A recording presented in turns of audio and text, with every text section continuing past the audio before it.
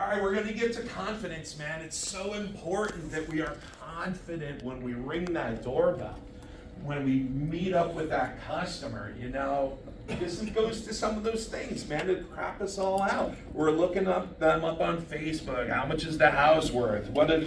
I'm not going to talk about whether it has windows or not. That's a whole other thing that I'm still getting used to.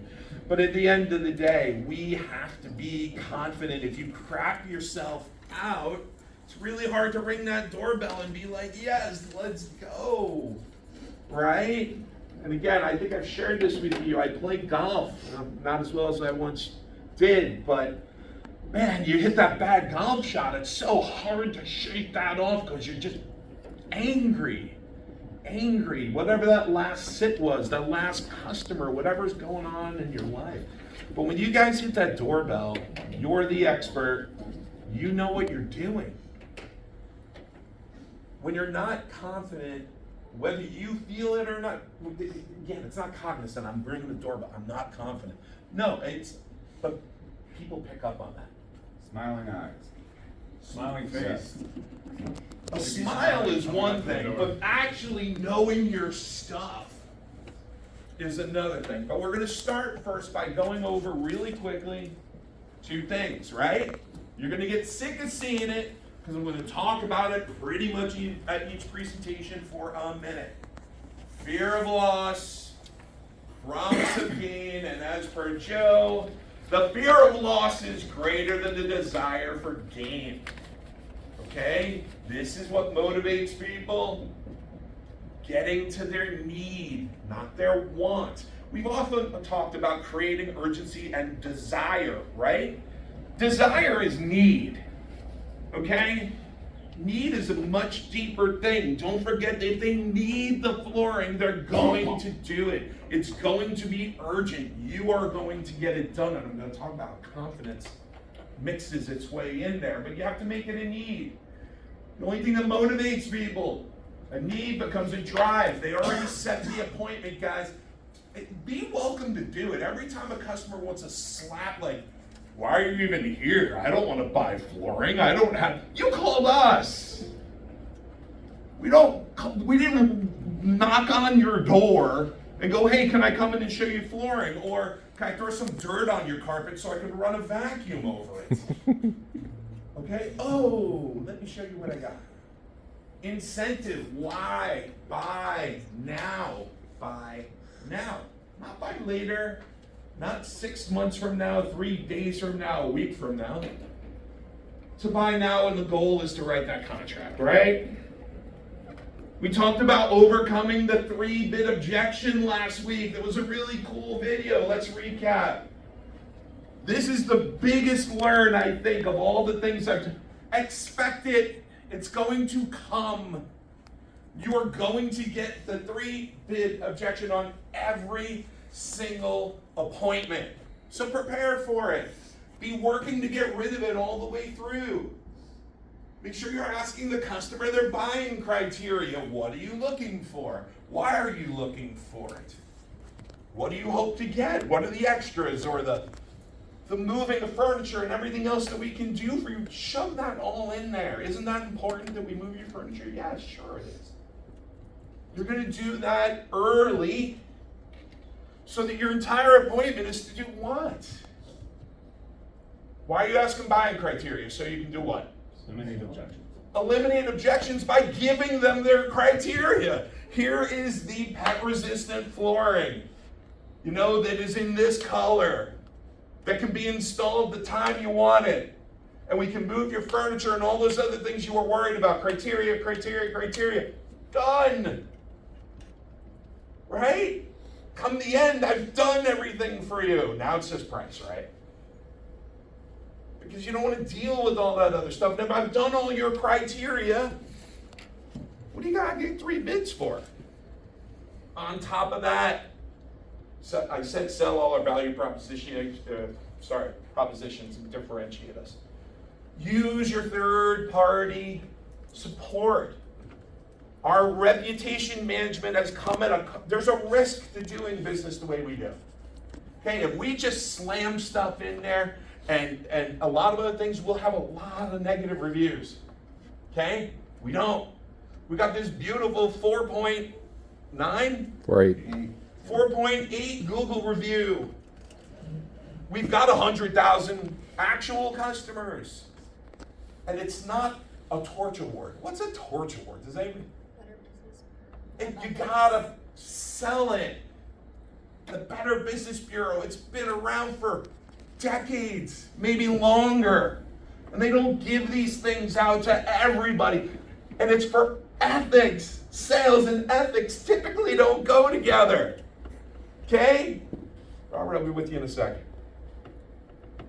They don't go together. But for us, not once, but twice. I mean, at that point, as a customer, you've already made the right decision, right? You can tell them, you made the right decision. I'm so happy you called us so I could help you because you made the right decision. Don't take my word for it.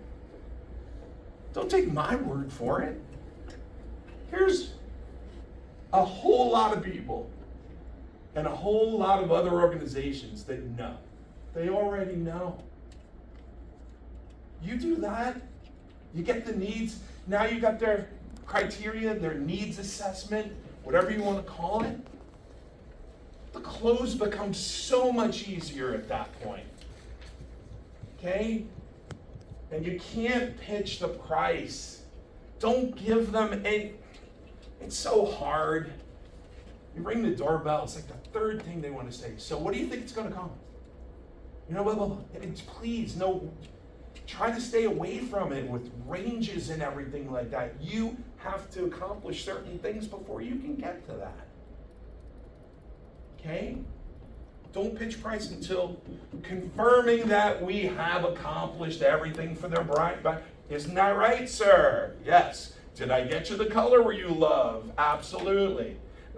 Did we clarify any other things that are going to come up that might affect your ability to make this happen for the project? Yes, you've taken care of all of that. Okay. Now I get to give you a price. And I'm not going to talk price then, so you got sheets and they're green and they're orange. You guys know all about how to make that machine hum. Has anybody used any of these concepts that we've already gone through? And we're going to be a couple minutes late today, guys. I'm going to get there, I promise. Anybody using any of this? Robert, I owe you anyway, so yes, sir. Sorry. Well, I was at a house yesterday, and this actually came into effect. Previous customer, DC is not here anymore, but the mom, she loved me and everything. Then the daughter came in afterwards and was kind of like, well, what makes you better than everybody else? Why are you saying that you're better than this company? And we had this guy that messed up our kitchen, and we couldn't find him after this and everything. And it became a I had to, back up a little bit and say, well, this is why we're the best. And I had to show the iPad and say, we got thousands of customers that say we're the best. Our reviews say we're the best. Our lifetime installation makes us the best. I mean, I can go on and on. Your mom says we're the best. That's why we're the best. And you're able to say that, and you're able to say that with confidence because it's not you. You're not saying it. Mostly it's other people. Your mom said. And you can stand up and feel strong about that. We had people did raise their Can we go back to the people that raised their hand that they've tried some of these things, that they've worked a little bit? Okay, keep doing it. I'm not asking for, we're not in a position to do role plays or anything like that right now, but I appreciate you giving it a try. I think sometimes it'll work. But let's talk about confidence. Confidence does not come naturally. It's built. Okay? If you ask me to stand up here and talk about biology, I wouldn't be confident. I wouldn't have any idea what to say to you guys. I avoided slicing the frog. Right? It just wasn't what I was about. I can talk about this because it's been built. Again, same year, biology, 10th grade. Couldn't have had a conversation in front of a group of people with sales. I hated public speaking in and of itself. Confidence is built. And I want to share with you, because that we don't stay to a process for many of us. And we never know where the conversation's gonna go with the customer. We don't control the sit. And we allow things to take place in different orders at different times in the conversation. There's a reason why you're not confident, because you don't know where this whole thing is gonna go. Okay? It is absolutely critical for your confidence to build a process that is repetitive, and it's repetitive and repeated is repetitive. Repeated. Elite sales professionals utilize a consistent stage-based process. I'm going to ring the doorbell, then I'm going to build rapport, then I'm going to give somebody a compliment, then we're going to sit down, then I'm going to do a needs assessment. And if they want to grab you and bring you to another place in the process, don't worry, man, we're going to get to that. It's a little early. Okay? Because if you are confident and you have a process which is repeatable, you will be able to handle those other curveballs throughout the way. Because you can rely on doing the repeatable process. Now, practice and perfect your sales pitch. Make your pitch and process natural and conversational. If I ask you guys, does this seem unnatural for me? It's completely unnatural. If I put anybody else up here, I'm not sure we would be able to do this. This is not natural. We don't all do public speaking. But it's been practiced and perfected. Right? And it needs to be natural and conversational. What do I say? How do you make it natural in conversation? You're there to help people. We're not here to sell. We're here to help. Okay? If you're there to help, you will de-escalate the customer, and you'll actually be, if you believe what you're saying, if you're confident that you're there to help, your tone's gonna be different, your engagement's gonna be different, the pitch is gonna feel completely different than all the other jackasses that are gonna come after you, okay? Because you're there to help. This is gonna set you apart. They might have just had an appointment with somebody else. And they're going to feel very different about you, which is going to be able to let you do what you need to do, which is not sell them, it's to close them. Okay? We're not there to sell. Selling is telling the value. Oh, you got to do the selling, but we're there to close. We're there to make money. Okay? We all are. We are, y'all are. And although this seems counterintuitive, listening can give you even more confidence. Knowing that you are aligned to the customer's needs, not wants, needs, will create more confidence in you.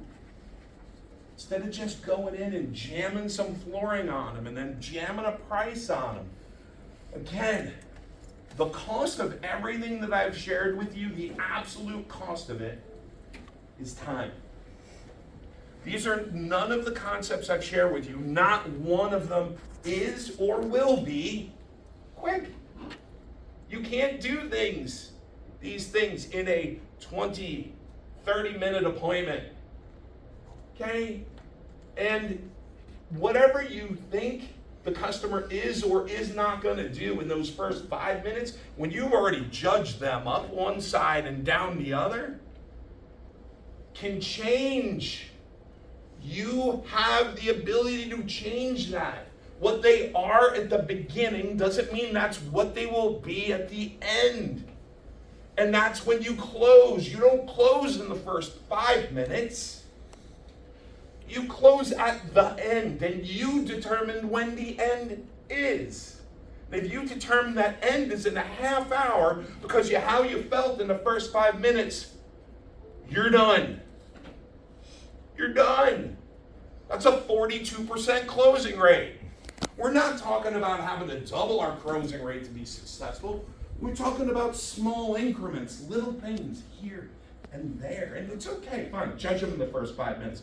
But don't let it change you doing what you know needs to be done. Don't let it modify you. Say, I've been all over the place today. Sorry for the shower. Do not let it change your process. Okay? This is where I see these things go wrong. This is where, as we listen to every one of your DNS calls, we listen to every one of those TOs. That's what we hear in almost all of them. We don't do the job the way we know it needs to be done because we've made those decisions in the first 5 minutes because we haven't done the work. And again, we can each one, oh, that's not me. You must be talking to somebody else. I never do that. Whatever gets you through the day, man. The reality is I've done it as a salesperson. I know that you all have too. Okay? But when leads are low and times are tough, we rely on those old bad habits that we had when times were good, where we could burn through stuff. I'm going to get 3 great leads. No, you're not. You might not. For the people that are high end, are there days that we're not full? Are there days when we only have 2 appointments? Okay. You've got to nurture each and every one the way we know needs to be done. You got the 10 steps of the sale right back there. You've got some of the stuff I've kind of shared with you. Nickel, dime, quarter, they're going to work for you guys. So, I'm a little bit over, only 6 minutes after. Again, confidence. Be confident. Have a process. Stick to it. Don't let your own psyche, judgment, make you do something different than what you know needs to be done. And do it over and over and over again until it becomes like me standing in front of you, a guy that would call into school sick when he had to do public speaking. And here I am. And I appreciate you guys and all the hard work. We're going to continue to get better. And if there are no questions, which I don't think that there are, have a great week out there, and I look forward to talking with each one of you. So thank you. There you go. Thanks, Michael.